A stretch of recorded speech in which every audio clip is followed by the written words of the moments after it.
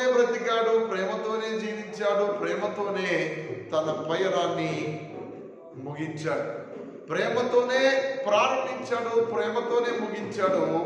ఆయన యుద్ధాలు చేయాలంటే ఏ యుద్ధాలు సరిపోవు, కానీ ఆయన చేసినటువంటి పని ప్రేమ విలువైందని నమ్మక తప్పదు, చెప్పక తప్పదు. ఆయన ప్రేమ చనిపోయేంత వరకు మారలేదు. ఆయన ప్రేమ బ్రతికున్నంత కాలం ఆయన ప్రేమలో తేడా రాలేదు. ఆయన బ్రతుకున్నంత కాలం ఆయన ప్రేమలో మత్సరం కనబడలేదు.